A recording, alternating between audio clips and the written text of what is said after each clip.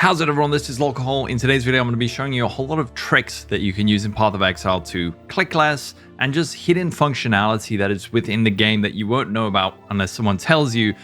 Starting out, one of the coolest ones, courtesy of Guitaraholic for this, but that is to go into your options and go to graphics and down here by upscale mode.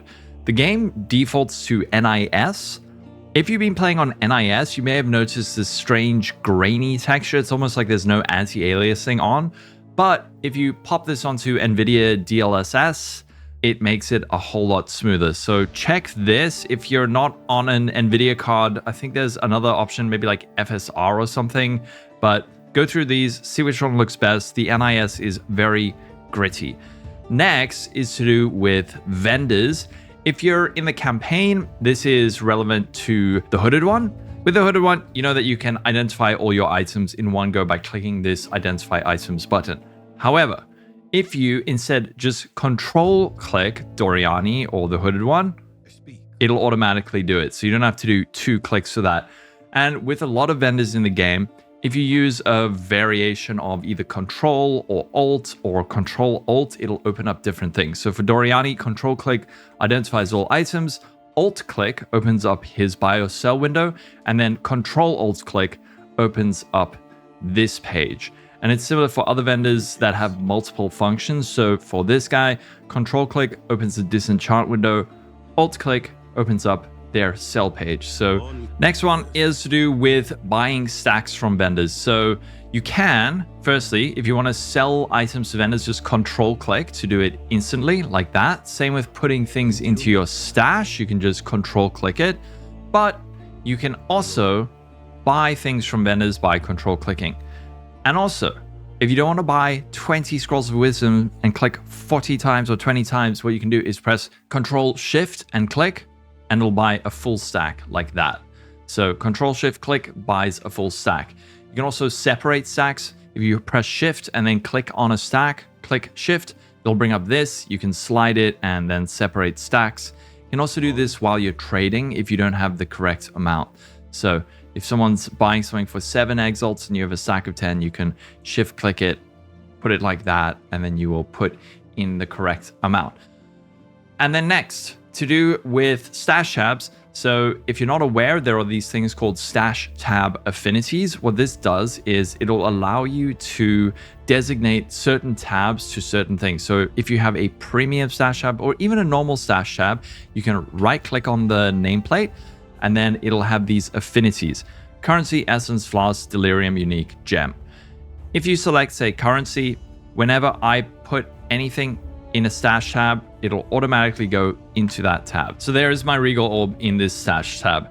So that's a way that you can very quickly just sort your items. However, sometimes you want to put something in a stash tab and override the affinity.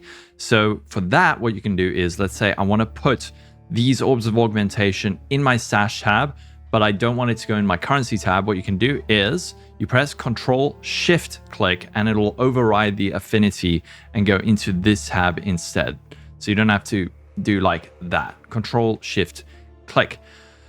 If you don't have your affinities enabled, what you can do is click up here, stash options, and then go enable tab affinities. You can also go for affinity auto navigation. I don't like this because what it does is as you click things, it'll move to that tab. And if you're putting in a whole lot of stuff, it's going to flip you around. So use your affinities and learn to override them. Another cool thing you can do with the chat commands is to press enter and then type /hideout. That'll instantly take you to your hideout. You can't do it while you're out actually in a combat area, but using that to just quickly get to your hideout from another place, or if you're like stuck in Act 3, you can't find the waypoint, can't find the portal. That happened to me. Just /hideout. You can also do things like D&D, which will mean that no messages will come through. You can also do things like /AFK to say, I'm not at the PC, back in 5 mins. Things like that. So if someone messages me, then they will automatically get that response. Another useful one, if you are using the map overlay, you can use the +- buttons on your numpad to make this bigger or smaller.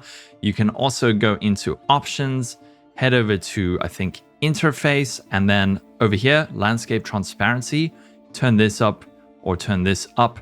If it is a bit too much and this is getting in the way, you can turn this right down. It's pretty normal to have it something set like this. So you can just see the outline of the area, but not the full map landscape transparency, because this gets very, very cluttered.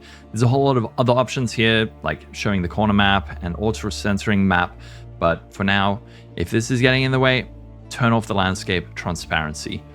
Now, if I want to link an item I've found to another person, what I can do is Ctrl-Alt-Click, and that'll send it to the clipboard, and then it'll send it to that person. So Ctrl-Alt-Click, and then I can press Enter, and it'll send it directly to that person. Next up, you can instantly assign passive points by Control-clicking them. If you don't Control-click, what happens is you have to go Apply Points. If I just Control-click it, it's just instantly applied.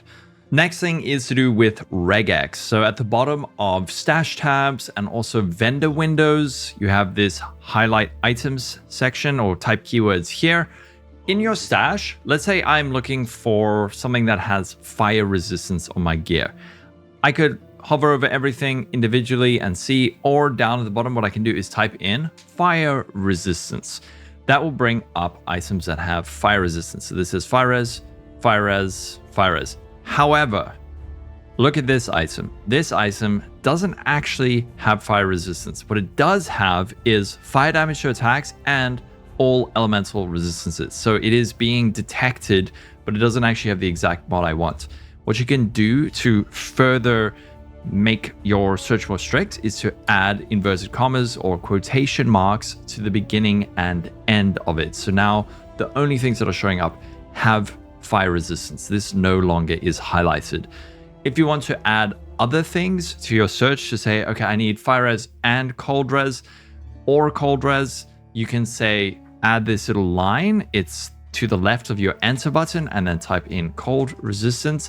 And now it will bring up items with fire or cold resistance. So this one has the cold resistance, this one as well.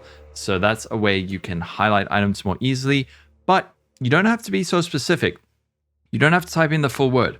If, for example, fire resistance, you could go IRERES, because that's fire res, and then add in your quotations, and that'll do the same thing.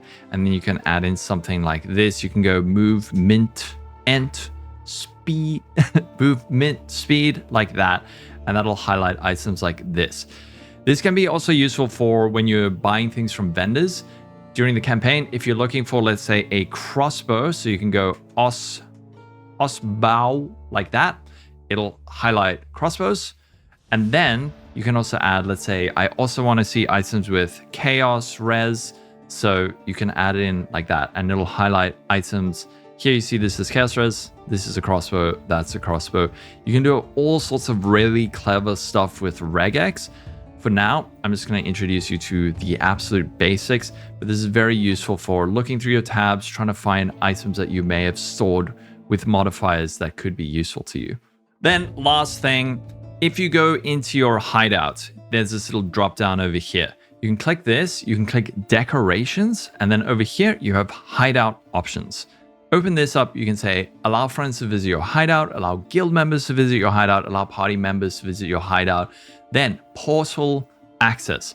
All party members default, or only friends and guildmates, and only you.